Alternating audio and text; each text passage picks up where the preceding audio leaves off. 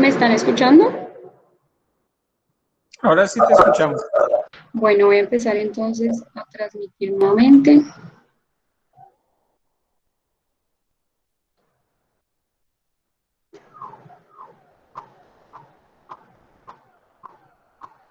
¿Pueden ver la diapositiva? Sí, sí, ahí se ve.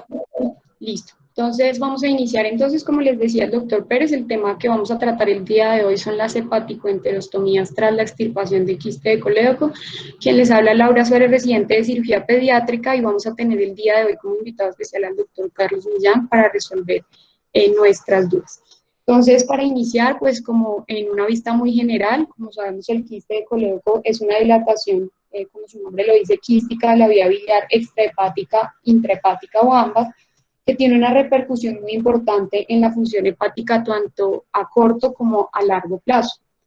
La primera descripción de un quiste de colédoco se realizó por Batter en 1793. Esta patología tiene una incidencia en los Estados Unidos de 1 por cada 15.000 nacidos vivos, siendo aún más alta en los países asiáticos, donde encontramos una incidencia de 1 por cada 1.000 nacidos vivos, en especial en Japón, donde encontramos pues, la mayor parte de la literatura acerca de este tema. Como lo vemos en la diapositiva, Todani clasifica este tipo de lesiones en tipo 1 a tipo 5, y vamos a hablar el día de hoy del tratamiento para los tipos más frecuentes, que son el tipo 1 en el 90-95% de los casos, y el tipo 4. Digamos que esta patología se diagnostica más o menos en el 60% de los casos en la primera década de la vida, por lo que es una de las patologías tan importantes para nosotros como cirujanos pediatras. El manejo quirúrgico de esta patología está indicado para mitigar las complicaciones potenciales que puede traer, como lo son la colangitis, la perforación con la consecuente peritonitis generalizada, la insuficiencia hepática y, por supuesto, el riesgo de desarrollar malignidad. Entonces, a lo largo de la historia se han descrito diferentes técnicas para la reconstrucción de la vía biliar después de la resección de quiste de colédoco. Inicialmente en 1909, Dahl fue el primero en describir una hepático-yeyunostomía para diferentes tipos de patologías, y en cuanto al quiste de colédoco, se han descrito dos técnicas: la hepático-yeyunostomía para reconstrucción de la vía biliar con Yerux, y la hepaticoduodenostomía vía abierta. Inicialmente, la hepaticoduodenostomía, digamos que perdió acogida, porque se demostraron casos de desarrollo de pues de carcinoma biliar secundario a reflujo biliar, por lo que la hepaticoyeyunostomía con reconstrucción en Yerux había cogido más fuerza. Hacia 1995, Farrell hace una publicación que la vemos en la parte de abajo de la diapositiva, donde describe una resección laparoscópica del quiste de colédoco con reconstrucción con hepatico-yeyunostomía con buenos resultados, y digamos que se empezó a hacer con mayor frecuencia este tipo de procedimiento. Hacia el 2003, algunos artículos como el que vemos también en la parte inferior de la diapositiva describen la hepaticoduodenostomía por vía laparoscópica como técnica de reconstrucción con mejores resultados, digamos que con algunas modificaciones en la técnica que mejoraron los resultados a corto y a largo plazo, por lo que digamos que en la actualidad son los dos procedimientos que se realizan con mayor frecuencia. Existen otras técnicas descritas también, como la hepaticoduodenostomía con interposición del apéndice, otras con modificación a nivel iliar para los casos de ductos de pequeño tamaño, pero digamos que hoy vamos a enfocarnos en las dos técnicas grandes, la hepaticoyeyunostomía y la hepaticoduodenostomía, con pues sus dos vías de abordaje. Entonces, inicialmente, para hacer como un abordaje general en el paso a paso de la cirugía, entonces en el abordaje quirúrgico vamos a tratar tanto el abordaje abierto, el abordaje laparoscópico, y una pequeña mención de los últimos artículos donde publican el abordaje por vía robótica o con ayuda del Da Vinci. Después, pues, digamos que lo que hacemos en la cirugía es evaluar el grado del daño hepático. Posteriormente, la recomendación es hacer una colecistectomía retrógrada, y a través de la vesícula vamos a hacer una colangiografía intraoperatoria que nos va a permitir evaluar la extensión del quiste, la dilatación de la vía biliar intrahepática, el estado del colédoco distal y adicionalmente efectos de llenamiento que deben ser resueltos previos a realizar la anastomosis. Debemos delimitar entonces el conducto hepático común. Más adelante vamos a enfocarnos y vamos a hablar un poquito más detalladamente de esto. Lo importante es que esa disección o esta delimitación del conducto hepático común sea en una zona donde no haya dilatación y donde digamos que el epitelio o la celusa esté completamente indemne. Vamos a hacer una disección completa circunferencial del quiste, separándolo de las estructuras vitales predominantes en la parte posterior y medial, y vamos a delimitar el conducto distal, el conducto común distal. Para la sección del conducto hepático común se recomienda entonces hacer un reparo a este nivel y realizar el reparo distal también y realizar una coledocoscopia, es de las recomendaciones que encontramos, como les decía, para evaluar en el punto donde vamos a hacer la ligadura distal y para evaluar el conducto hepático derecho e izquierdo y ver pues que no hayan cálculos en su interior.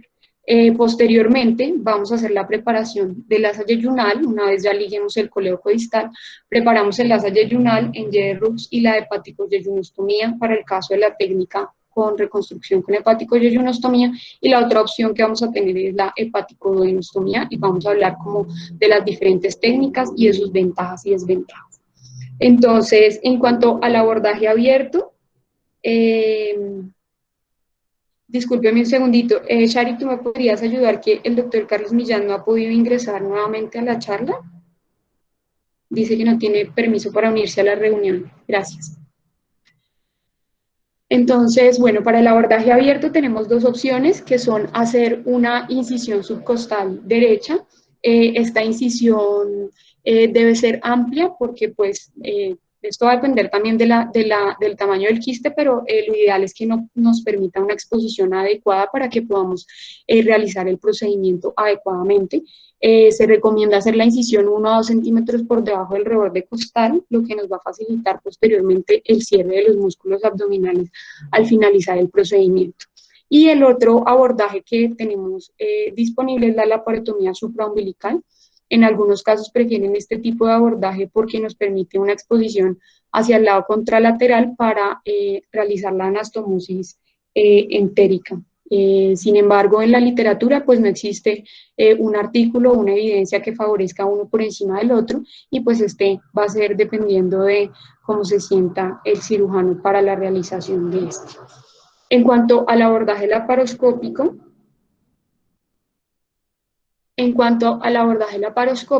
entonces, como les decía, Farel fue el primero quien hizo una descripción de este procedimiento por vía laparoscópica en una niña de 6 años en 1995, a quien se le realizó pues una resección del quiste de colédoco, era un quiste de colédoco tipo 1, y una reconstrucción con una hepático-yeyunostomía.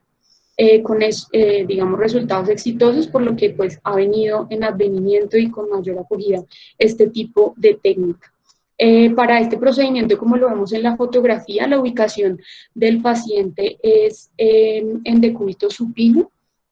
Ponemos la camilla a 30 grados de inclinación, la cámara o la pantalla de la laparoscopia debe estar en la cabecera del paciente y el cirujano se localiza entre las piernas del paciente. La colocación de los trocars, entonces va a ser un trocar de 10 milímetros a nivel umbilical para la colocación del telescopio, un segundo trocar, como lo vemos en la diapositiva, de 3 o 5 milímetros a nivel del flanco derecho. La ubicación que recomiendan para este trocar es que sea en la mitad de la línea medio clavicular y la línea axilar anterior. Algunos autores recomiendan que este trocar esté un poco más inferior al trocar umbilical para que nos permita como maniobrar mejor durante la cirugía, ya que este trocar y el número 4 van a ser por los que el cirujano pues va digamos, a llevar la cirugía. El tercer trocar lo colocamos a nivel del hipocondrio izquierdo, que nos va a servir para la tracción, y un cuarto trocar a nivel del flanco izquierdo, también entre la línea medio clavicular y la línea axilar anterior, pero este sí a nivel de umbilical. Otra opción que tenemos para colocar los trocar y para la ubicación del cirujano es muy similar a la de la colecistectomía por laparoscopia, con un trocar de 10 milímetros a nivel umbilical, un trocar a nivel epigástrico de 10 también, dos de 5 milímetros a nivel de hipocondrio derecho y uno de 10 milímetros más hacia el hipocondrio izquierdo. En este caso el monitor lo vamos a localizar en la parte lateral derecha y superior, y el cirujano va a localizarse en la parte lateral izquierda. Este tipo de técnica pues tiene bastantes ventajas en cuanto a la cirugía abierta, incluyendo que vamos a hacer pues una cicatriz mínima, vamos a tener una vista clara y ampliada que nos puede facilitar significativamente la precisión durante la disección del quiste de las estructuras vitales y además pues hacer una mejor anastomosis. No obstante, la cirugía laparoscópica de quiste de colédoco en los niños es un procedimiento complejo y es un desafío pues técnico para el cirujano, y pues como no tenemos una alta incidencia tampoco de este tipo de patología, pues la curva digamos que en este tipo de patologías es mucho más difícil. Entonces aquí les traigo un artículo para evaluar, digamos, el abordaje abierto versus el abordaje laparoscópico. En este estudio se pretende comparar la eficacia y la seguridad del abordaje laparoscópico versus abierto. Se realizó una revisión sistemática y un metaanálisis. Es un artículo realizado, publicado en la revista PLOS ONE en septiembre del 2020. Donde se realizó una búsqueda sistemática de la literatura utilizando las pautas Prisma entre enero de 1973 y enero del 2020, con un total de 14 cortes retrospectivas y 1.767 pacientes, a los cuales se les realizó la resección del quiste de colédoco con hepaticoyeyunostomía y reconstrucción en J-Rux abierta y laparoscópica. En estos evaluaron los resultados intraoperatorios y los resultados posoperatorios tanto a corto plazo como a largo plazo, y tenemos pues los siguientes resultados.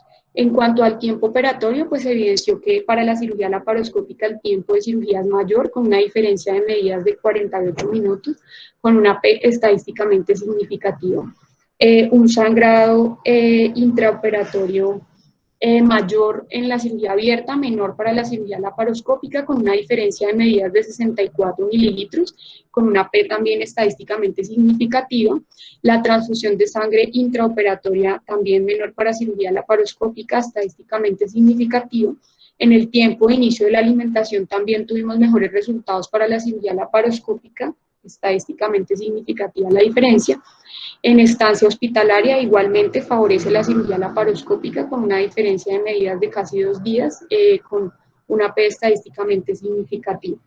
En cuanto a las complicaciones posoperatorias, a corto plazo ellos evaluaron fuga biliar, disfunción gastrointestinal y la infección de la herida.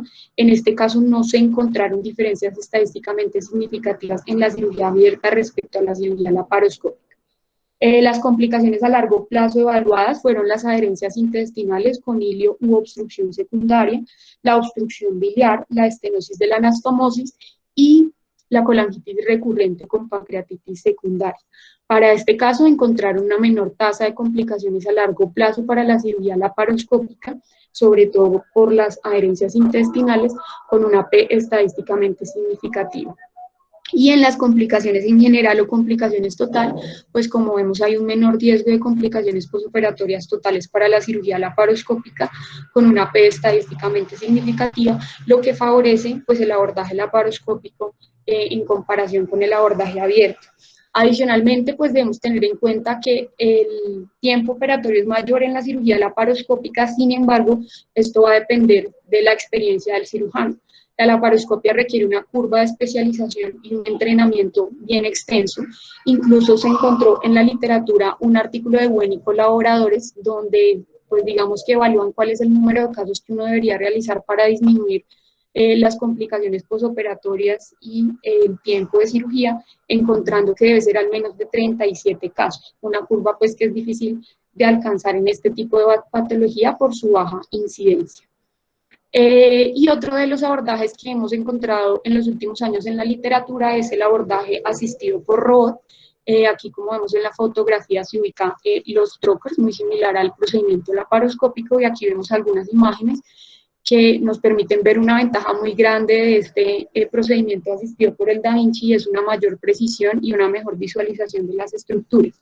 En este artículo que vemos en la diapositiva, evaluaron, digamos que comparando el abordaje asistido por robot, el laparoscópico y el abierto. Dentro de los resultados encontramos que el tiempo operatorio va a ser mayor para la laparoscopia, menor en el robot y aún menor, en el abierto. El sangrado intraoperatorio también mayor para cirugía abierta, igual para la laparoscopia y para robot. El inicio de la vía oral y la estancia hospitalaria fue menor para el abordaje por robot y laparoscópico y mayor para el abierto, y en los tres no se encontraron diferencias estadísticamente significativas para las complicaciones. Sin embargo, pues debemos tener en cuenta que es un equipo que no tenemos disponible en la mayoría de los centros en nuestro país y que el costo médico pues es bastante alto. La ventaja más evidente de este procedimiento pues son los mejores efectos estéticos.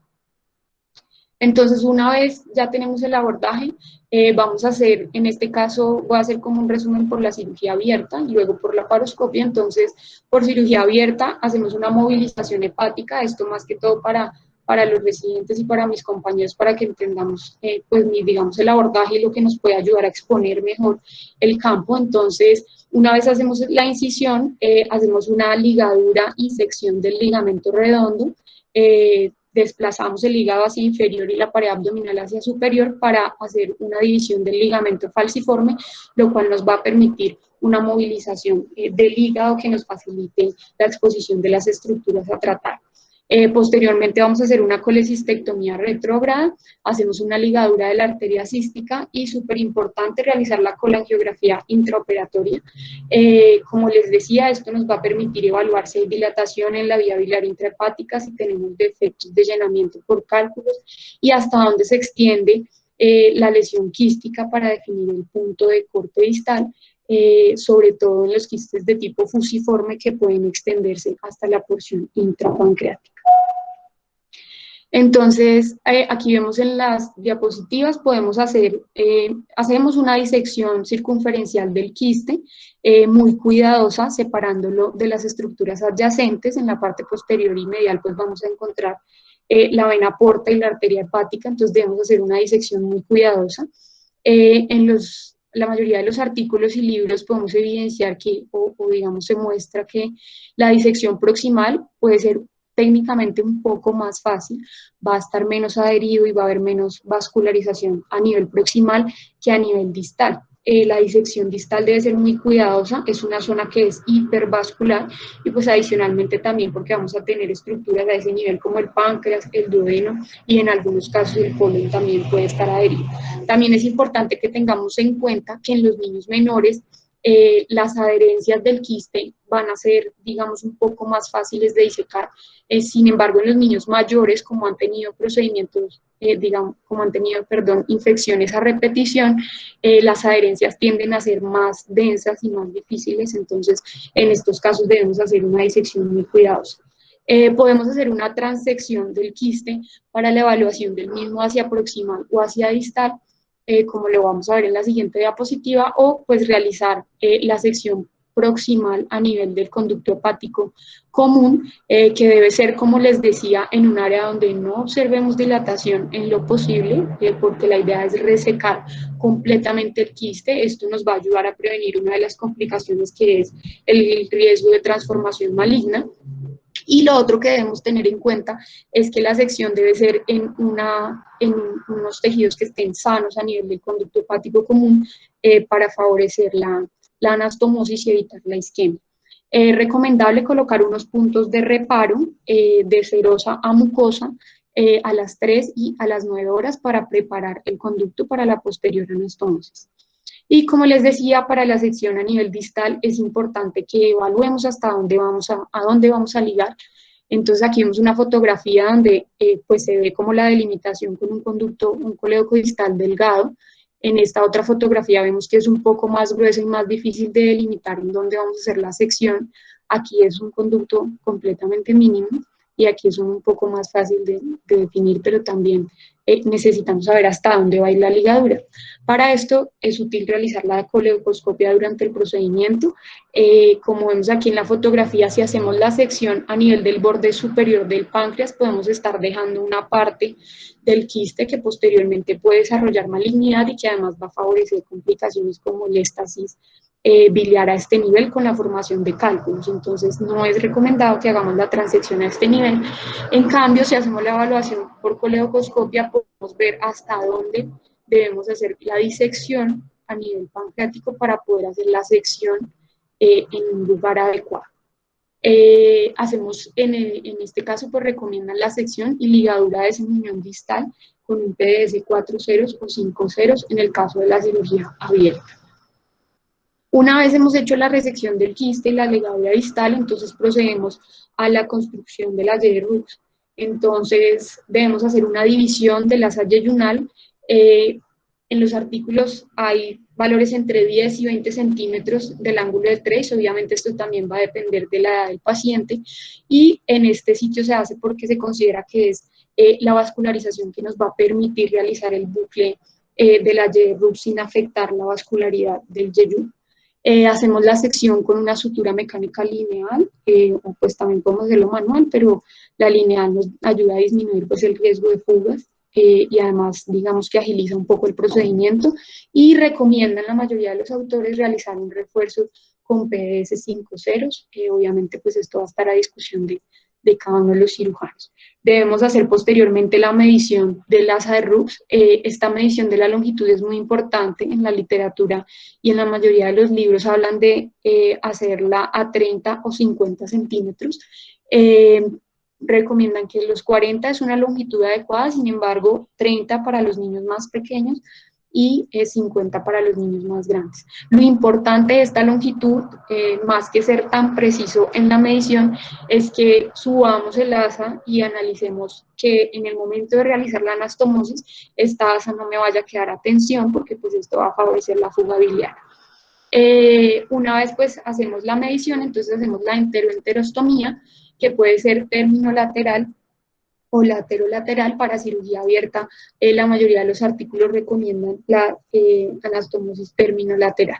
Y podemos hacer el ascenso del asa yeyunal a nivel antemesocólico o a nivel transmesocólico. En la mayoría de la literatura también está descrito el transmesocólico con mayor frecuencia que el antemesocólico, sin embargo no hay ningún artículo que hable pues los beneficios o las desventajas de hacerlo de una u otra manera.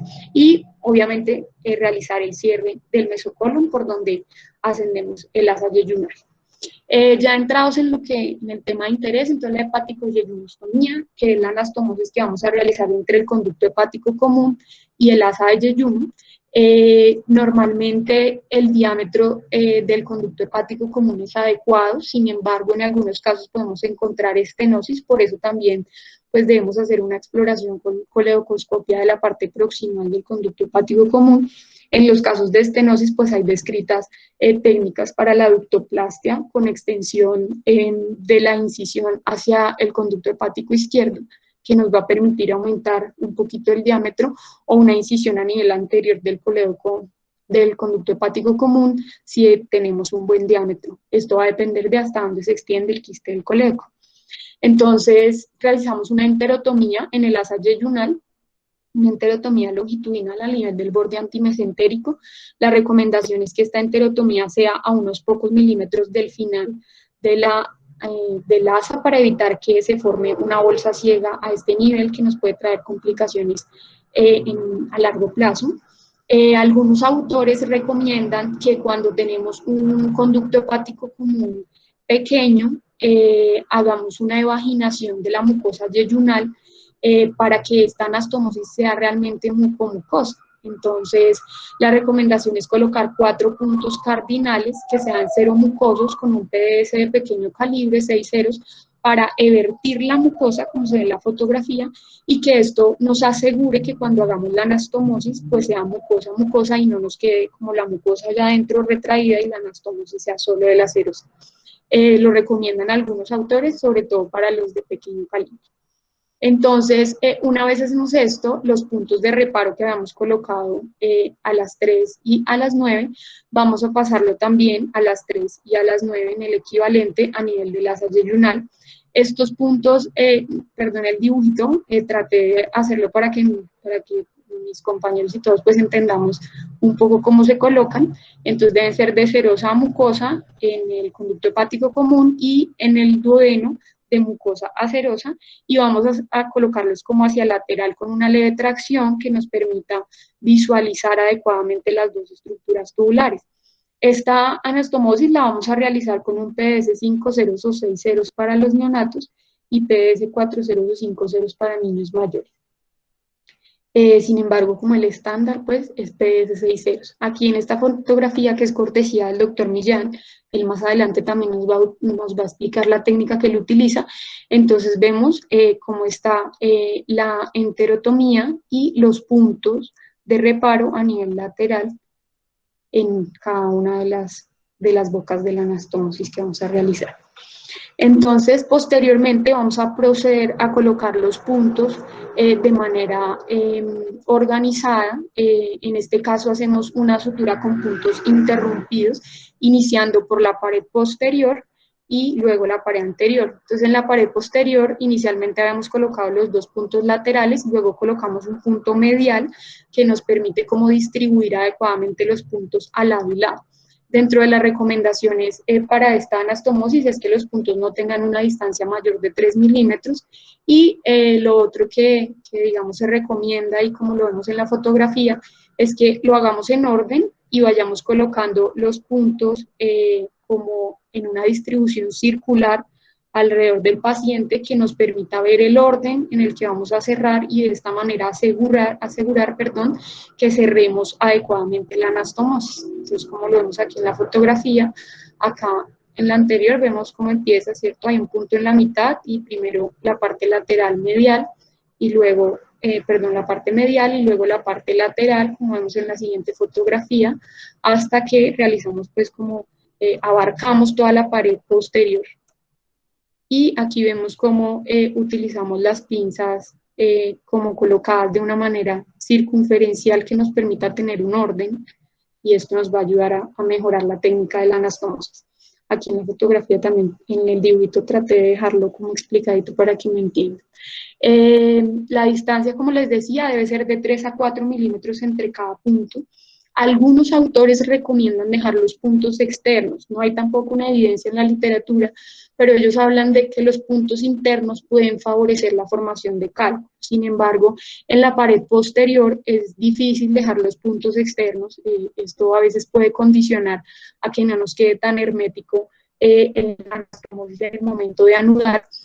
Como vemos aquí en la fotografía, el doctor utiliza o realiza los puntos que van a quedar hacia adentro.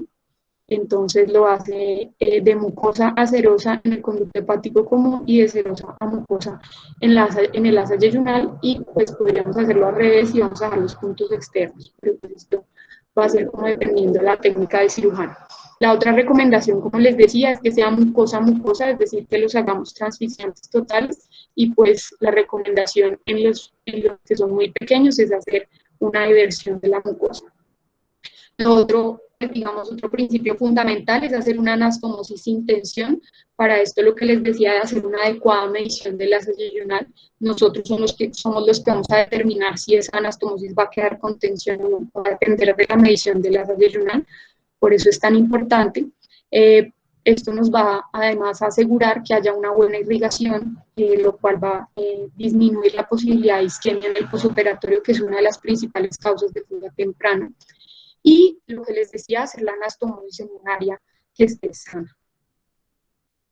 Una vez realizamos entonces todos los puntos, empezamos una tracción coordinada y digámoslo, suave, jalando cada uno de los reparos que dejamos de la anastomosis, y traté de hacerles este dibujito. Vamos acercando la anastomosis hasta que se aproximan completamente los dos bordes posteriores, anudando.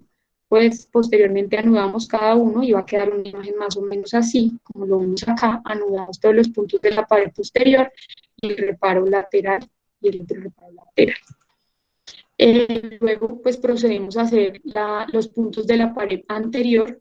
Estos, como les decía, van a ser en el conducto hepático de serosa a mucosa y en el yeyuno de mucosa a serosa para que los nudos nos queden por fuera, utilizando la misma técnica de colocación circunferencial de los puntos de manera organizada para que nos permita agilizar el proceso y que sea, digamos, estandarizado para dar menos cabida a los errores.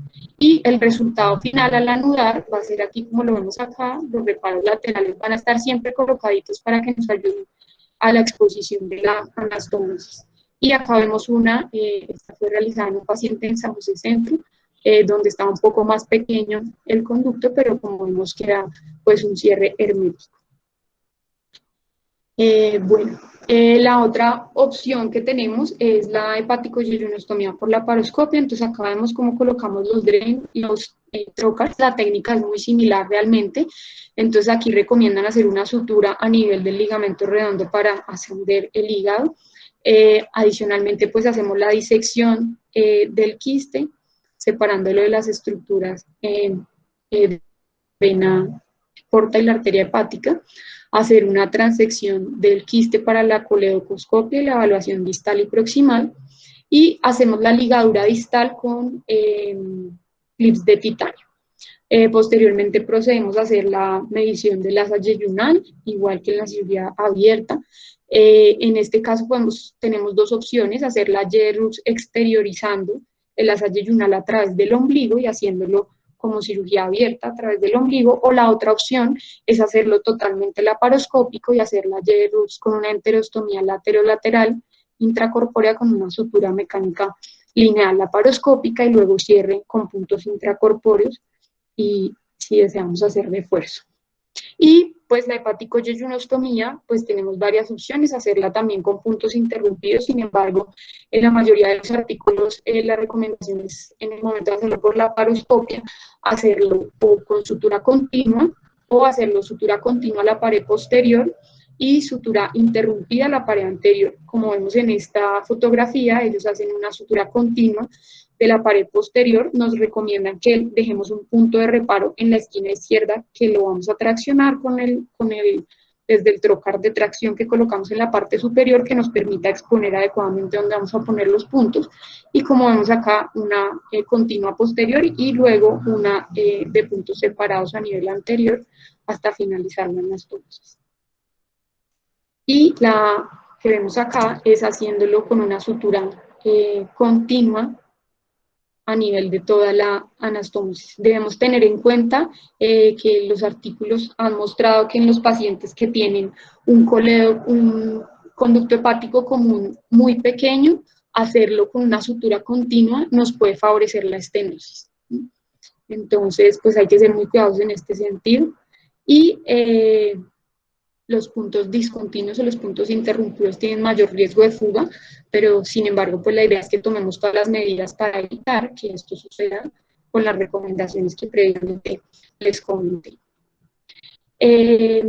Bueno, en este artículo que quise traerles porque pues uno se pregunta, bueno, entonces sutura continua, sutura interrumpida o sutura mixta, realizando la pared posterior en continua y la anterior con puntos separados. Entonces encontré este artículo donde hablan de una técnica modificada para la hepaticoyeyunostomía. Este es un artículo realizado en adultos, publicado en el Medical Science Monitor en marzo del 2020, realizado por el Departamento de Cirugía Hepatobiliar de China. Tuvieron 120 pacientes a los cuales le realizaron hepaticoyeyunostomía vía abierta. De estos, 60 pacientes fue con sutura continua, 60 pacientes fue con sutura interrumpida. El estudio fue entre enero de 2013 y diciembre del 2015. Dentro de los desenlaces que evaluaron, entonces fue si había fuga biliar, determinada por más de 50 mililitros en 24 horas del drenaje, una estenosis determinada por una reducción de más del 50% del diámetro, colangitis evaluada por los criterios de Tokio, sangrado, necesidades de operación. Ahí en el videito vemos cómo es la técnica para realizar la sutura continua en la pared posterior. y luego se vienen hacia la pared anterior y realizan el nudo a nivel lateral izquierdo. Y esta es la técnica combinada, la técnica mixta, donde hacen continuo en la pared posterior y puntos interrumpidos en la pared anterior. Estas fueron las dos técnicas que ellos compararon. Entonces, no se evidenciaron, en las complicaciones, no se evidenciaron diferencias estadísticamente significativas para el sangrado, ni para la reoperación, la fiebre, la colelitiasis, el grado de estenosis, que me pareció importante porque a pesar de que se hizo la sutura continua, no hubo mayor riesgo de estenosis, y de colangitis, tampoco hubo diferencias estadísticamente significativas. Sin embargo, encontraron ellos sí una diferencia estadísticamente significativa en el caso de fuga biliar, siendo más frecuente la fuga en el caso de la sutura convencional, es decir, esta, en comparación con la técnica modificada, que es la de sutura continua. Sin embargo, pues lo que ellos nos dicen es que este tipo de cirugía obviamente es operador dependiente, depende mucho de la experiencia del cirujano. Y lo otro pues que ellos hablan es que debemos tener en cuenta que en los adultos el conducto hepático común es de mayor calibre, en los niños es mucho más pequeño, entonces este riesgo de estenosis puede estar subvalorado, pues en el caso de los adultos si quisiéramos traspolarlo a los niños. Y en este otro estudio que encontré, ellos quieren comparar con la sutura continua o la técnica interrumpida para el hepático yeyunostomía, realizando una encuesta nacional. Esta encuesta nacional la hicieron en 77 hospitales en Alemania, donde, digamos, entregaban un formato escrito con diferentes evaluaciones acerca de las técnicas que los cirujanos utilizaban para la anastomosis. Entonces, el número de hepáticos yeyunostomías que el hospital hace por año, qué técnica quirúrgica utiliza, cuáles son los criterios de selección para determinar qué técnica usar, qué suturas utilizaban, la duración estimada del procedimiento, la tasa de complicaciones y la tasa de fuga estimada. Encontraron entonces que en 24 hospitales hacían una sutura interrumpida, es decir, 24 hospitales, la técnica de elección de todos los cirujanos en ese hospital era la técnica interrumpida, con el 31% de los casos. En 7 hospitales utilizaban solo técnica continua, en 3 hospitales utilizaban una técnica mixta, y en 43 hospitales, digamos que la evaluaban según los hallazgos intraoperatorios. Basados en cuál era el calibre del conducto hepático. Estas anastomosis fueron por diferentes etiologías, no solo quiste colédoco, entonces se evaluaron también como el origen, el compromiso por infecciones, y de esta manera determinar cuál sutura realizar. Lo que encontraron es que en la mayoría de los que realizaron los procedimientos utilizaban suturas absorbibles de monofilamento en el 100% de los casos. Algo peculiar es que usaban suturas de menor calibre en los hospitales universitarios y de mayor calibre en los hospitales generales. Este dato es importante, realizaban más o menos un promedio de 71 hepáticos yeyunostomías por año, que es bastante alto. El tiempo operatorio logró demostrar, fue el que logró como demostrar una estadística, una diferencia estadística significativa. El tiempo operatorio fue menor en los casos que se utilizó la sutura continua, con una P de 0.002, y en las complicaciones no encontraron una diferencia estadísticamente significativa para la una o para la otra. Tengamos en cuenta que esto fue una encuesta nacional, ¿no? Entonces, dentro de las ventajas y desventajas, encontraron que la técnica de sutura interrumpida siempre es posible, la técnica de sutura continua puede tener tiempos o costos más bajos, y un menor tiempo de funcionamiento. Las desventajas para la interrumpida son costos más altos y mayor tiempo de la cirugía, y la desventaja más grande para la técnica de sutura continua, que es muy difícil para conductos biliares muy pequeños. Y aquí en la fotografía vemos pues con las técnicas que utilizan en algunos de los centros. Bueno, entonces terminamos aquí con la hepaticoyeyunostomía. Vamos a hacer ahorita pues como una evaluación de estas dos técnicas y comparándolas. Aquí vamos a hablar entonces de la técnica de la hepaticoduodenostomía. Entonces aquí en este caso pues realizamos el mismo abordaje. Se realiza una maniobra de Kocher amplia que nos permita movilizar adecuadamente el duodeno para disminuir la tensión a nivel de la anastomosis. Los autores recomiendan hacer una duodenotomía longitudinal. Esta duodenotomía, en los primeros artículos hablan de hacerla a 2 centímetros del píloro. Sin embargo, en algunos artículos se ha evidenciado que cuando lo hacemos a esta distancia, el riesgo del reflujo duodenogástrico es mayor. Entonces, ellos recomiendan que se haga un poco más distal, entre 4 y 6 centímetros, o la otra, digamos, evaluación que utilizan en los artículos es hacerlo entre la primera y segunda porción del duodeno. Para los adultos incluso dicen que la distancia debe ser entre 6 y 8 centímetros, para que lo tengamos en cuenta. La duodenotomía debe ser pequeña porque por lo general tiende a ampliarse durante las maniobras de manipulación del duodeno. Y recomiendas hacer una anastomosis, como lo vemos en la fotografía, terminolateral. La recomendación que ellos dan también es hacerlo con puntos separados con PDS 5 ceros. En esta técnica es importante que no está recomendada hacerla en los pacientes que tienen un diámetro del conducto hepático común que sea mayor a 10 milímetros, mayor a 1 centímetro, en otros artículos hablan mayor a 2 centímetros, porque pues si tenemos este conducto tan grande, el riesgo de que haya un reflujo hacia la vía biliar va a ser mucho mayor. Como les decía inicialmente, la hepaticoduodenostomía era una técnica frecuente. Sin embargo, hacia el 2002 se publicó un artículo donde se reportó un carcinoma del conducto biliar desarrollado después de una decisión de un quiste de colédoco seguido de hepaticoduodenostomía, que se consideró pues que probablemente la etiología se debía a ese reflujo biliar. Pues digamos que por esto esta técnica se puede utilizar mucho. En este artículo vimos como la comparación de la técnica abierta versus la técnica laparoscópica. Como les decía, se ha visto que estas complicaciones son mucho menores corrigiendo, uno, el sitio donde hacemos la duodenotomía, y dos, el abordaje laparoscópico. Entonces, vemos acá que no hubo diferencias estadísticamente significativas en cuanto a las complicaciones comparando una técnica u otra. Y sin embargo, también en cuanto a la cirugía abierta y la cirugía laparoscópica, la diferencia de tiempo pues tampoco es muy grande. En ninguno de los valores hubo una estadística significativa. Quienes están a favor de la hepaticoduodenostomía, entonces hablan que es una técnica que es un poco más fácil, no digamos fácil porque ninguna de estas técnicas es fácil, pero es un poco más fácil en términos técnicos que la hepaticoduodenostomía. Dos, hablan también que es una anastomosis un poco más fisiológica, pues porque hacemos una única anastomosis. En el caso de la hepaticoyeyunostomía tenemos que hacer 2 anastomosis y casi que restaurar completamente el flujo. Puede tener un mejor desenlace, digamos, menos complicaciones en cuanto a la obstrucción intestinal, a la pérdida sanguínea, va a conllevar menos tiempo operatorio. Y digamos que el punto pues que está menos a favor de esta técnica es el reflujo biliar, y por tanto, pues precisamente por este reflujo y por el paso de alimentos directamente aquí por el asa del duodeno que pueden, digamos, pasar a nivel de la anastomosis, hablan también de un mayor riesgo de colangitis recurrente, pero pues más adelante vamos a ver qué es lo que dice la evidencia. Y definitivamente sí, la ventaja de la laparoscopia con la dieta pues es el mejor resultado cosmético y el control más fácil del dolor en el posoperatorio.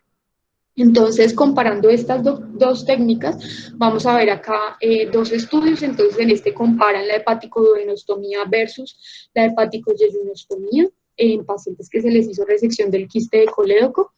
Este artículo fue publicado en el Journal de Cirugía Pediátrica en noviembre del 2013. Se hizo pues una búsqueda de la literatura, cumpliendo criterios de inclusión para 6 estudios retrospectivos con 679 pacientes, en los que se realizó a 412 pacientes la hepaticoduodenostomía, es decir, al 60% de la muestra, y a 267 pacientes se les realizó la hepaticoyeyunostomía. Entonces, los resultados que medimos en estos pacientes o que midieron en el estudio fueron el sangrado, la fuga biliar, la colangitis, el reflujo gástrico, la estrechez de la anastomosis, las adhesiones y la necesidad de reoperación. Entonces encontramos que para el sangrado no hubo diferencias estadísticamente significativas entre una u otra.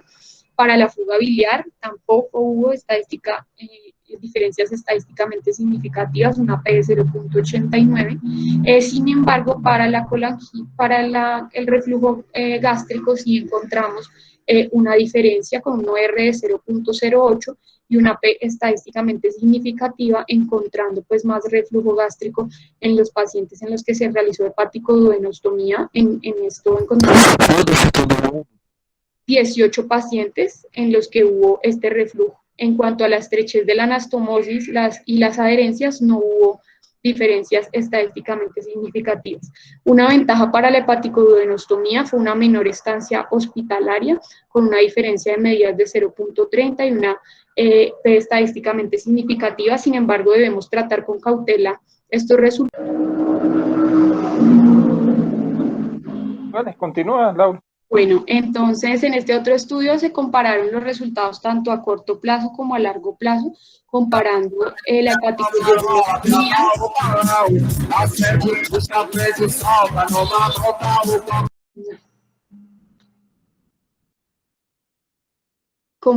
hepaticoduodenostomía versus la hepaticoduodenostomía, pero esta vez por la paroscopia.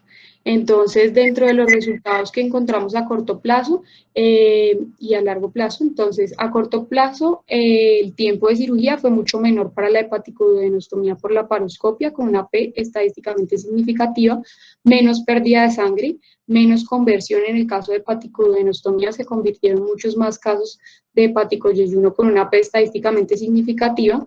En el tiempo de inicio de la alimentación no hubo una diferencia importante. Para la estancia hospitalaria fue mucho menor para la hepaticoduodenostomía, y en cuanto a la fuga biliar no hubo diferencias significativas.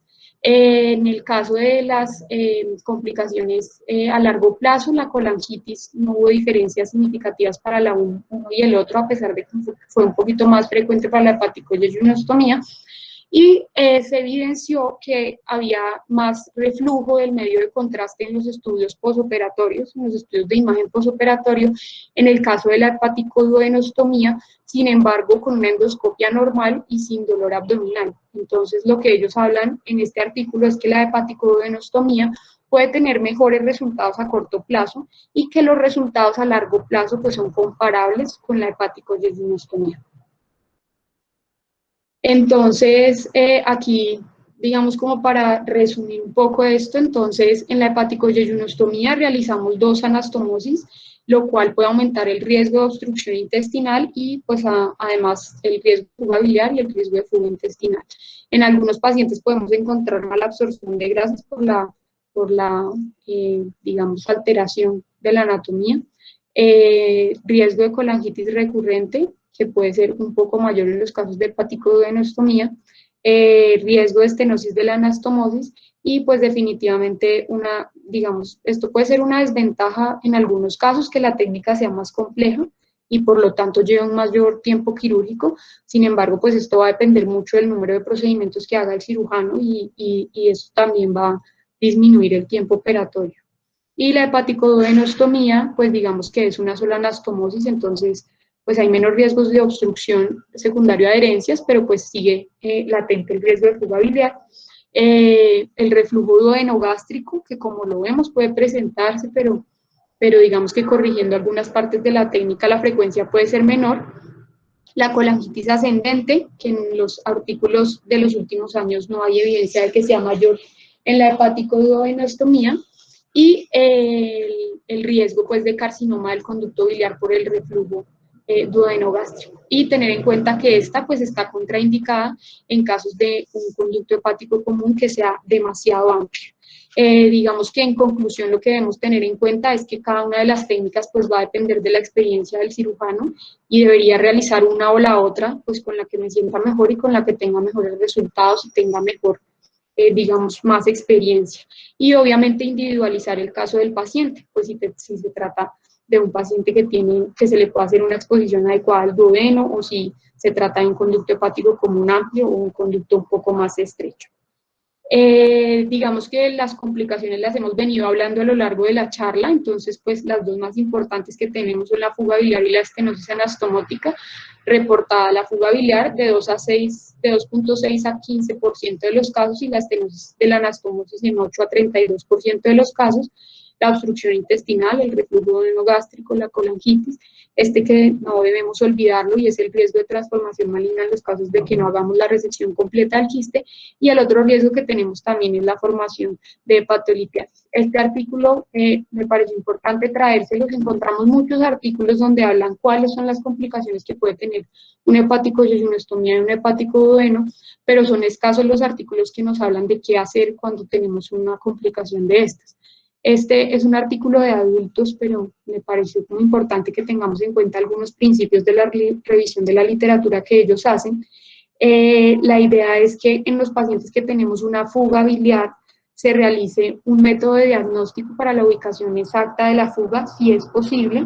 Ellos hablan de hacer una fistulografía por métodos invasivos como la DTPH o la CEPRE, que pues claramente no va a ser los de elección en los pacientes pediátricos, o realizar una colangiografía por resonancia magnética. Y lo que me parece más importante resaltar en este artículo es que ellos recomiendan la reoperación en caso de fugas biliares tempranas. Ellos hablan una fuga biliar temprana, aquella que se presenta sobre o en el día 3, antes o en el día 3, y sobre todo cuando son fugas de alto volumen de más de 400 mililitros. En estos pacientes se debe preferir la reoperación, y esa reoperación debe ser dentro de los primeros 3 a 5 días. ¿Por qué favorecen para estos pacientes volver a entrar y rehacer la anastomosis? Porque cuando las fugas biliares son tempranas, son debidas, uno, a errores técnicos, que haya un cizallamiento de la sutura a nivel del conducto hepático común, que nos haya quedado de pronto la anastomosis no hermética, que se hayan soltado los puntos, que haya dehiscencia de la anastomosis, o condiciones isquémicas del conducto biliar que van a llevar a la fuga y que además, digamos, no van a ser reparables, sino es resecando el segmento isquémico y rehaciendo la anastomosis. Ellos hablan de que en los casos de que hay una fuga temprana y la manejamos de manera conservadora, el riesgo de la estenosis de este conducto y de la consecuente cirrosis hepática va a ser mayor. Para los casos en que tenemos fugas de más de 5 días, pues lo recomendable es un manejo conservador, porque pues ya el estado de los tejidos no nos va a permitir hacer una adecuada reanastomosis. Entonces aquí pues lo ideal sería el manejo conjunto con radiología intervencionista. Y ellos hablan en el momento en que tengamos este tipo pues de complicaciones, lo que podemos hacer es resecar el segmento.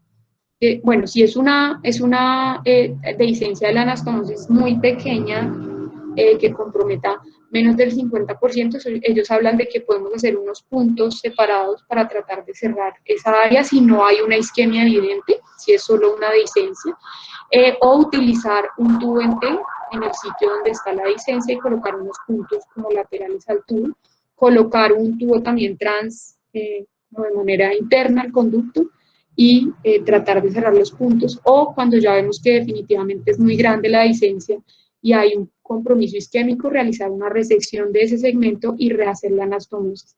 Pues lo que recomiendan es que cuando hay isquemia, la anastomosis la hagamos en un punto un poco más alto para que esté, digamos, mejor el riego sanguíneo a este nivel, y la recomendación que hacen es pues hacerla pues un poco más amplia, entonces con esta técnica de sección del conducto en la parte anterior, o una extensión hacia el conducto izquierdo de la incisión para realizar la anastomosis amplia a este nivel. Bueno, aquí finaliza mi revisión. El doctor Millán nos va a hablar un poco de la técnica que él utiliza y nos va a dar sus recomendaciones basado pues en su experiencia. Voy a abrir acá entonces esta charla. Bueno, muchas gracias, Laura. Bueno, doctor. Gracias, muy buena presentación. No sé por qué hay como retorno. Te escuchamos bien. El micrófono, Laura. Un segundito, yo cierro acá. Bueno, mientras arreglamos las cosas, muchas gracias por la invitación. De verdad me siento muy honrado de que sientan que les puedo aportar algo a todos ustedes. Para empezar, entonces, ya que la charla era de quiste de colédoco. En adultos pues no es nada infrecuente ver quistes de colédoco. Vemos obviamente en la edad joven temprana, digamos de los 20 a los 30 años, es la mayoría de los casos que vemos. Entonces obviamente son personas que, a pesar de que no son niños, todavía van a tener una expectativa de vida larga. Entonces es una obligación de tratarles una cirugía definitiva y bien hecha. Entonces es una de mis primeras consideraciones. En adultos, pues obviamente no utilizamos la coledocoduodeno, porque no nos da subir el duodeno seguramente hasta la unión donde tocaría hacer la anastomosis. Pero si fuera a hacer yo sí le recomendaría hacer una muy buena maniobra de coger para que cuando hacemos nosotros la coledocoduodeno, pero en otras situaciones, por ejemplo en coledocolitiasis, ahí es diferente porque obviamente no es término terminal, pero sí es básico para hacer esa técnica, movilizar muy bien el duodeno para que esté suelto y permita una anastomosis sin tensión, que permita que tenga un buen sellado. Ya hablando del hepático yeyuno, pues obviamente hay dos técnicas, pero bueno, antes quería hablar un poco del quiste de colédoco, porque hablamos un poquito de eso. Entonces, yo cómo decido qué técnica voy a utilizar, ¿no? Porque ya vimos que hay la paroscópica, que tiene todas sus ventajas, y la abierta, que es la tradicional y pues la que ha realmente llevado o ha tenido la prolongación en el tiempo para ver su utilidad. Realmente me baso básicamente en si puedo hacer la cirugía que yo quiero hacer, que es obviamente resecar todo el quiste, y realmente con qué calibre me queda el conducto para hacer la anastomosis. No tanto en la dificultad técnica y las otras cosas, porque sí obviamente es mucho más difícil en la laparoscópica, sino que sí pueda realizar realmente la cirugía que yo quiero hacer. ¿Por qué enfatizo en eso?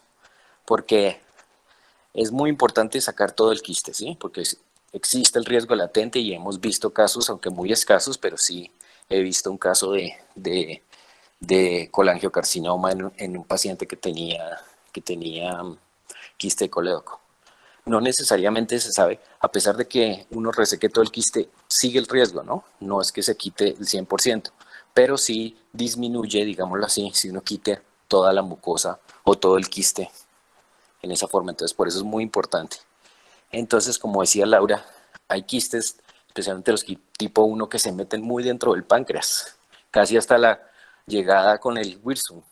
Entonces, a veces hacer esa resección por la paroscopia pues es muy difícil. Entonces, a veces prefiriendo hacer una técnica o hacer una resección pues definitiva, yo prefiero hacerlo abierta. Y también pues lo que yo he visto en mi experiencia con adultos es que seguramente porque como llevan mucho tiempo con su quiste, obviamente llevan muchos más años, tienen más episodios seguramente de inflamación, que a veces de pronto no consultaban por eso o alguna cosa. Entonces he visto que la fibrosis o la inflamación en esa zona iliar es importante. Entonces es un poco difícil a veces hacer la disección por la paroscopia y termino de todas maneras haciendo la disección abierta. Esas son las consideraciones más que la técnica para hacer la paroscópica o abierta. Entonces la mayoría, como se imaginarán, las hago abierta. Pero trato la mayoría cuando veo que es posible intentar empezar por la paroscopia, pero sí tengo relativamente un elevado porcentaje de conversión.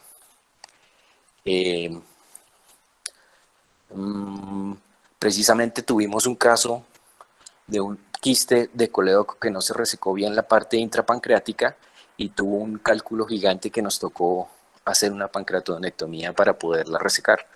Entonces no es tampoco tan infrecuente ver casos de complicaciones por una cirugía, pues digámoslo así, incompleta de quiste de colédoco. Entonces siempre tengamos eso en cuenta. También yo que veo muchas lesiones de vía biliar, me preocupa mucho que la anastomosis quede muy bien hecha, porque nosotros vemos pacientes que después, por lo que hablaba Laura de la estenosis de de la anastomosis hacen cirrosis biliar secundaria. Y aunque no lo crean, no es tan infrecuente. A veces los pacientes después llegan ictéricos y uno piensa que es otra cosa, pero termina siendo una cirrosis biliar. Entonces es muy importante la técnica y que quede bien hecha la anastomosis. Entonces es muy importante hacer nuevas técnicas y tratar de hacer abordajes mínimamente invasivos, pero si nos sentimos, pero mientras avanzamos en nuestra pericia, digámoslo así, a veces es mejor optar por las técnicas tradicionales y abiertas. Cuando los conductos hepáticos son muy pequeños, sí a veces me inclino por hacer las técnicas que utilizaba Laura, de subirme más hacia el hilo hepático, porque como ustedes saben, la irrigación del colédoco es básicamente por la hepática derecha. Entonces, a veces cuando disecamos mucho, puede haber como un poco de isquemia en las zonas que quedan aledañas, entonces subirse un poquito más, casi digamos a la confluencia o un poquito más arriba, nos da mayor irrigación porque hay también tributarias que vienen del segmento 4 que ayudan a que proteger, digámoslo así, o a irrigar mejor esa anastomosis y tiene más chance de que, o menos chance de que se estenose. Entonces por eso hablaba Laura de la extensión hacia el hepático izquierdo, que usualmente es el más largo, que se llama la técnica de Hep-Quino, para hacer una anastomosis un poco más ancha. Pero entonces ya hablando específicamente de la técnica, entonces pues les tengo estas pocas diapositivas como para decirles cómo yo hago la anastomosis. Estas son las fotos que hice en una síndrome de Mirici, entonces obviamente la hepaticoyeyuno no era amplia, pero precisamente como se ve un poco más, entonces es más fácil para explicarles cómo yo se las hago. Entonces primero las consideraciones anatómicas, ¿no? Entonces, como ustedes ya habían hablado, yo también hago la transección después del TRACE, como a 20 centímetros. Y subo el asa transmesocólica. Cuando se hace por la paroscopia, esta es otra de las cosas que es difícil hacer la transmesocólica en los adultos, pues porque es muy pesado el epiplón, a veces tiene mucha grasa el colon, hacerlo transmesocólico, entonces tratamos de hacerlo, o lo hacemos usualmente antecólico. Entonces queda un poquito más atención la anastomosis que si queda transmesocólica. Entonces eso a veces favorece que por la paroscopia tienda un poquito que haya más riesgo de fugas o de tensión en la anastomosis, que no sucede cuando hacemos la abierta transmesocólica. Entonces subimos bien el asa y la anastomosis yeyuno-yenuyan la hacemos usualmente, o la hago usualmente a los 60 centímetros. ¿Por qué a esta longitud? Para evitar el reflujo biliar, ¿no? Que es muy infrecuente, pero cuando se aparece es terrible para los pacientes, es súper incómodo y tanto así que los pocos reflujos biliares que he tenido me ha tocado reoperarlos de las molestias de tener el reflujo y volver a hacer la Y más amplia. Entonces la siguiente, la siguiente, sí. Entonces, uno de los tips o perlas es hacer cuando uno hace el orificio en el yeyuno, siempre hacerlo más chiquito que lo que hace, que es el orificio del hepático, de donde lo van a estomosar, porque siempre por la tracción se va abriendo un poquito más. Entonces, si lo hacemos muy grande, nos va a tocar de pronto poner unos puntos de más solamente como para ajustar la anastomosis, pero no porque lo quisiéramos así. Entonces, esa es su primera perla. Entonces, yo siempre pongo primero los de los extremos. Siempre utilizo también sutura monofilamento, PS. Si es un paciente con una anastomosis o un calibre amplio, mayor de 1 centímetro, utilizo 5 ceros. Y si es menor, utilizo 6 ceros. Siempre las hago puntos separados, pero es más que todo porque así aprendí y pues me siento más cómodo así. Y siento que cuando hay discrepancia, digamos, cuando a veces se me abre más el lado más que todo del intestino, lo puedo arreglar, digámoslo así, mejor con los puntos separados. Entonces, como ven, pongo los puntos para hacer como si fuera a hacer el nudo hacia afuera, pero estos son los puntos cardinales, digamos, en los extremos. Siguiente. Aquí hago, esto es otra perla que yo utilizo, es que como ven, ahí se hace como un triangulito, es decir, de la misma sutura, los hilos que están ahí los subo para que no estorben cuando pongo los demás puntos, porque si no a veces se confunden y entonces se tienden de pronto cuando pongo un punto se pueden unir al otro. Entonces ese es un buen truco para que los puntos no se nos confundan entre sí. Ahí como ven en la foto, está un poco larga digamos, de donde yo hice la incisión al intestino al borde de sección del yeyuno, les parecerá un poco largo, ¿no? Pero a mí lo que no me interesa tanto que quede tanto redundante hacia, digamos, proximal o bueno, sí, eso no me interesa tanto, sino lo que me interesa es que no haya tensión cuando yo baje, es como una técnica de paracaídas, cuando yo baje el asa hacia el hepático yeyuno, que no queda tensión. Entonces a veces como obviamente el meso siempre hace un poquito de tensión, entonces toca a veces subir un poquito más de asa para que quede más suelto. Entonces puede parecer que está redundando un poco, pero para mí es más cómodo, siento que queda más libre o sin tensión hacia la anastomosis. Siguiente. Después pongo el punto, este es el primer punto de la cara posterior, y entonces lo voy a anudar, los puntos quedan hacia adentro.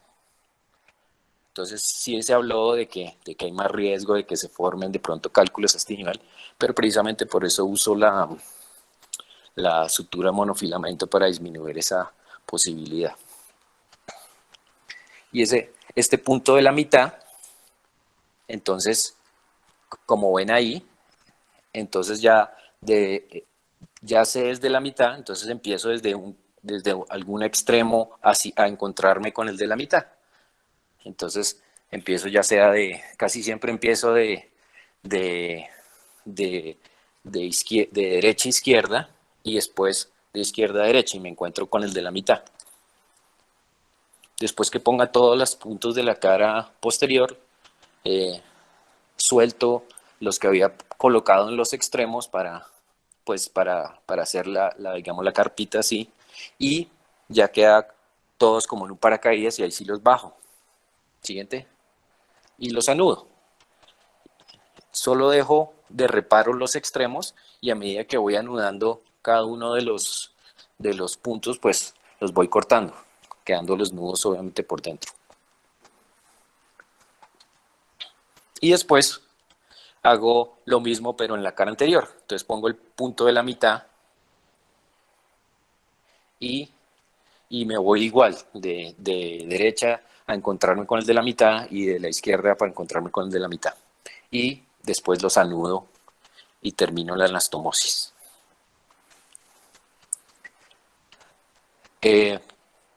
A veces utilizo, o es usual que utilice, digamos, sellantes de fibrina y esas cosas que algunos dicen que puede proteger la anastomosis. No hay evidencia que diga que eso realmente funcione. Yo los utilizo realmente en las pancreatodenectomías porque me gusta utilizarlos en las anastomosis del páncreas, porque siento que esas como tienen más riesgo de fístula, entonces me gusta tener un poquito más de refuerzo a ese nivel y ya como lo utilicé en esa, pues la utilizo en la hepático yeyuno, pero el resto, en las hepático yeyunos solas, casi nunca uso sellantes de fibrina o alguno de estos.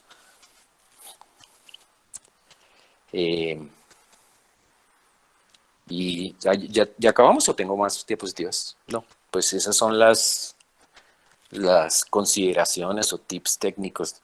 Cuando lo hago por la paroscopia, lo hago muy similar, pero obviamente no tengo los puntos a los extremos de tracción, sino de una vez empiezo por el de la mitad y dependiendo del calibre de la vía biliar, si es, digamos, amplia, mayor de 2 centímetros, pues obviamente lo utilizo continuos, puntos continuos, y me voy con 2 puntos, entonces con el de la mitad empiezo y me voy hacia la derecha, digamos, y después utilizo el de la mitad hacia la izquierda. Pero si es muy chiquita la vía biliar, sí utilizo puntos separados, pero haría de la misma forma, empezaría desde la mitad y me voy a uno hacia los costados, hacia los extremos, digámoslo así. Y después sí la cara anterior también separados. Entonces, pues no, eso era lo que les quería compartir. No sé si tienen alguna pregunta. Bueno, creo que van a haber bastantes preguntas. Quisiera que levantaran la mano para poder realizarlas y pues podérselas transmitir a los expositores. No sé si haya preguntas o comentarios para el doctor Carlos Millán o para Laura acerca de la técnica.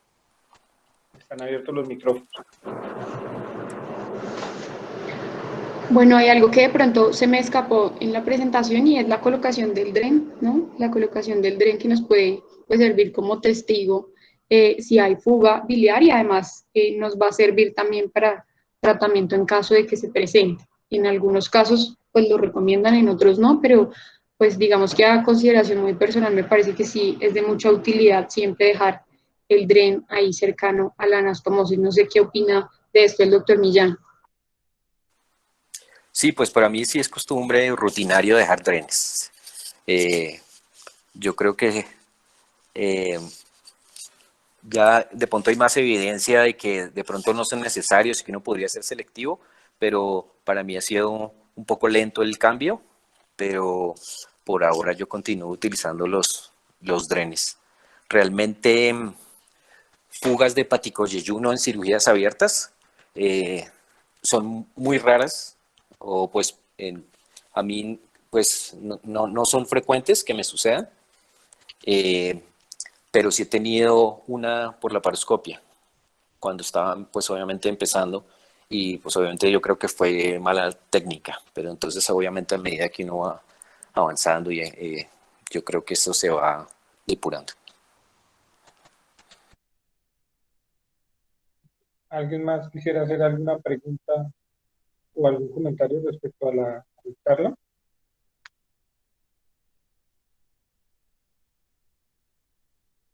Yo tengo una pregunta pues más hacia Carlos respecto al, digamos, el pronóstico a mediano y largo plazo.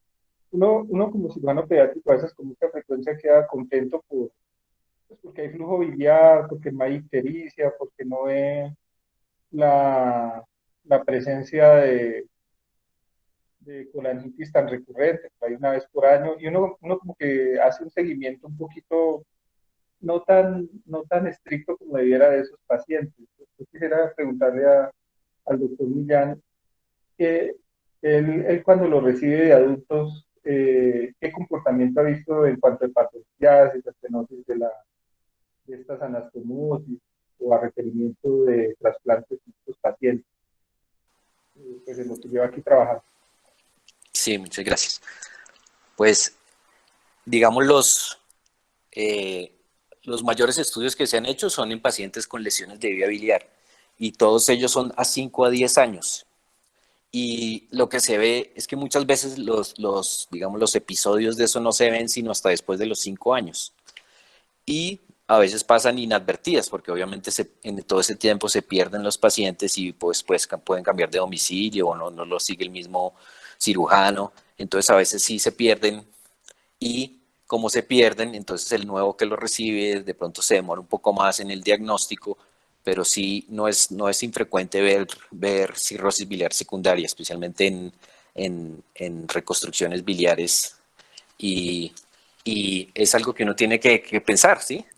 Realmente no es normal que alguien tenga episodios de colangitis, digamos así, tengas episodios de escalofríos, esas cosas.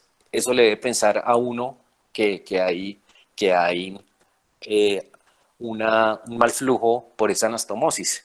Entonces, por ejemplo, yo últimamente soy un poco más proactivo, y cuando ya empiezan a sentir esos síntomas, que a veces sucede, Entonces obviamente les hago el estudio, les tomo la resonancia, entonces uno ve signos indirectos. Si está dilatado los conductos intrahepáticos, pues eso ya es un signo que de pronto la anastomosis está un poco más estrecha de lo normal.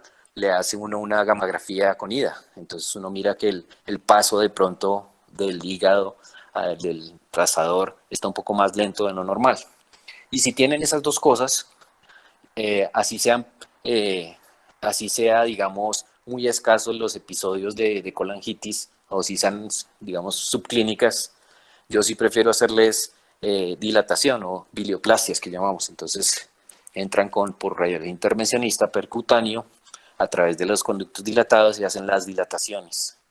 Y pues tratando de evitar obviamente que todos esos episodios repetitivos se puedan convertir en colangitis a repetición y finalmente de pronto en cirrosis biliar secundaria. Sí, sí, no es tan infrecuente, sí, obviamente no es, pero sí toca tener un buen seguimiento y tener presente siempre eso y tratar de diagnosticarlo y manejarlo a tiempo. Muchísimas gracias, doctor Millán. La doctora Silvia Aragón levanta la mano para hacer una intervención, para preguntar. Tiene el micrófono, doctora Aragón. Buenas noches, ¿cómo está? Gracias, doctor Millán, por sus comentarios. Quisiera hacerle una pregunta puntual con respecto a la hora de hacer la coledoscopia.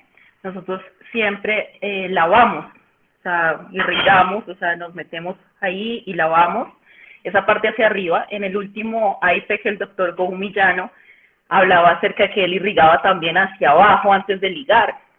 Entonces, pues eso la verdad nunca lo habíamos hecho. No sé, pues, ¿cuál es su opinión y cómo hace usted en ese paso?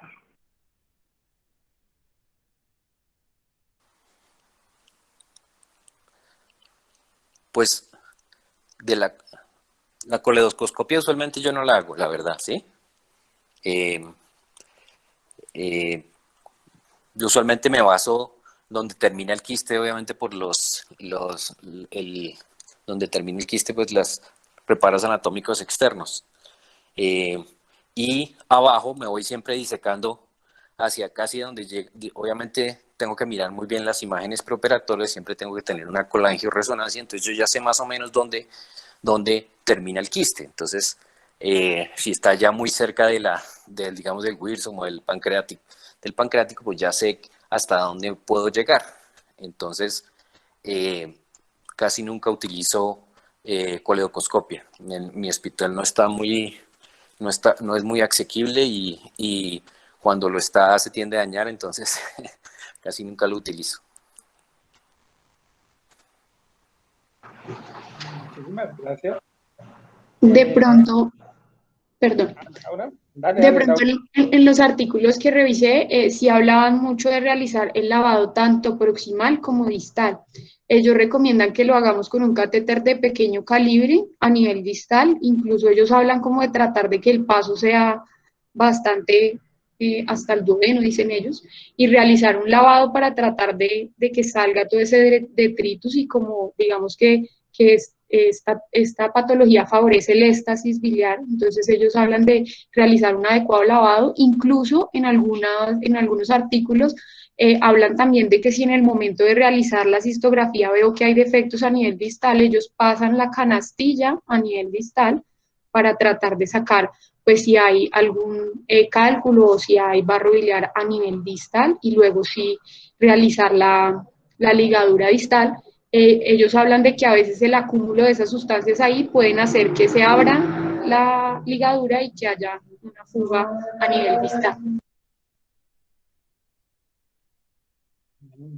Muchas gracias por la aclaración, Laura. No sé si alguien quiere hacer alguna otra pregunta al doctor Millán o a Laura. El micrófono abierto.